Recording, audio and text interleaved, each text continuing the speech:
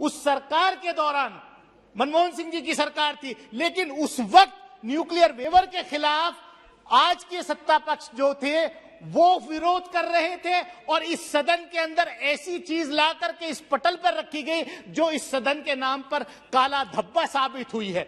मैं यहां ऐसे वेपन्स मतलब सीक्रेसी की बात है, मैं कॉम्प्लीमेंट करना चाहूंगा अपने देश के साइंटिस्ट को कि उनका कंट्रीब्यूशन है असली ये हम लोग पॉलिटिशियंस लोग अपनी पीठ भले ही थपथपाएं, लेकिन सीक्रेसी भी बुद्धा गौतम बुद्ध के लैंड से, महात्मा गांधी की धरती से हम पूरी दुनिया को अमन शांति का पैगाम देते हैं। Honourable member Shri Danish Ali ji. Sir, thank you very much, sir. I rise here to support the Weapons of Mass Destruction and the Delivery System Prohibition of Unlawful Activities Amendment Bill 2020. Sir, ये सदन का इतिहास रहा है, जब भी इस तरीके का कोई बिल लाया जाता है तो सर्वसम्मति से हम लोग इस ऐसे किसी भी बिल को पास करते हैं। मुझे फक्र है इस बात का कि मैं बुद्धा गौतम बुद्ध के लैंड से, महात्मा गांधी की धरती से हम पूरी दुनिया को अमन शांति का पैगाम देते हैं और ये इतिहास रहा है हमारे देश का कि हमने हमेशा ऐसी चीजों के खिलाफ अंतर्राष्ट्रीय प्लेटफॉर्म पे बात रखी है। और क्योंकि मुझे खुशी है इस बात की हमारे जो आज के विदेश मंत्री हैं वो कैरियर डिप्लोमेट रहे हैं, उन्होंने भी जो है लगातार इस ये इंटरनेशनल प्लेटफॉर्म पे रखा है, क्योंकि कोई पूरी दुनिया जानती है कि इस तरीके के जो वेपन्स होते हैं, वेपन्स ऑफ मास डिस्ट्रक्शन, देखा है दुनिया ने कि हिरोशिमा नागासाकी में क्या हुआ।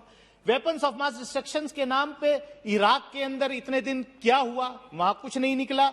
लेकिन मैं कॉम्प्लीमेंट करना चाहूंगा हमारे देश के पहले प्रधानमंत्री पंडित जवाहरलाल नेहरू से लेकर के श्री नरेंद्र मोदी जी तक जितने भी देश के प्रधानमंत्री रहे हैं, उनका मतलब न्यूक्लियर हमने हासिल किया।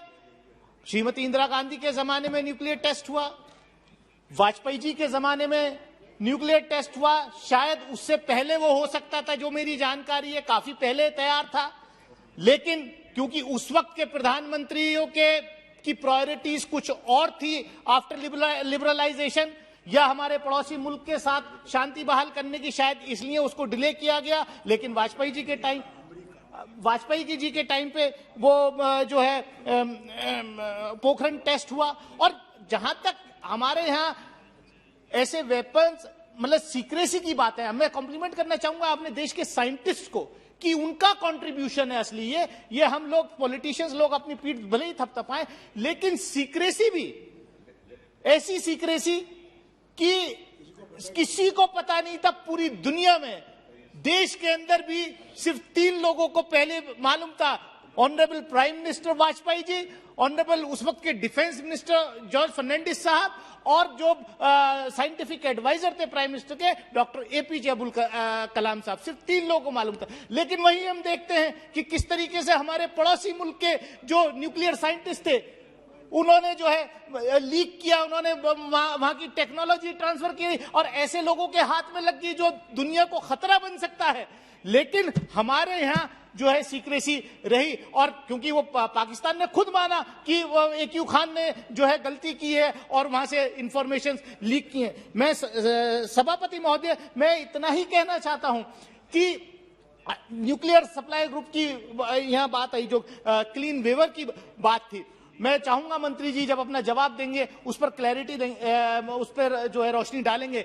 लेकिन मैंने कहा कि ऐसे हर मामले में हम लोग, मैं खत्म कर रहा हूं, ऐसे हर मामले में हम लोग सर्वसम्मत रहते हैं। लेकिन हाँ, एक बार जरूर 2008 में जब हम न्यूक्लियर वेवर लेने जा रहे थे, उस सरकार के दौरान मनमोहन सिंह जी की सरकार थी, लेकिन उस वक्त न्यूक्लियर वेवर के खिलाफ आज के सत्ता पक्ष जो थे वो विरोध कर रहे थे और इस सदन के अंदर ऐसी चीज ला करके इस पटल पर रखी गई जो इस सदन के नाम पर काला धब्बा साबित हुई है। मैं एक बार फिर ये कहते हुए कि हम ऐसे किसी भी बिल के समर्थन में है, Please conclude. सर्वसम्मति से हम इस बिल को पास करना चाहते हैं। मैं आपका बहुत बहुत धन्यवाद देता हूं। सिर्फ एक क्लैरिफिकेशन के साथ कि जब मंत्री जी जवाब देंगे तो न्यूक्लियर प्लांट्स वगैरह में जो लीक होता है, जो सुनामी आई जैसे जापान के अंदर भी उसमें चेरनोबिल में भी Yes, हुआ, yes. तो इसका भी ध्यान हमें रखना Honorable चाहिए। member श्री मैं इन्हीं निशिकांत शब्दों के दुबे जी। साथ अपनी बात खत्म करता हूं। बहुत बहुत धन्यवाद।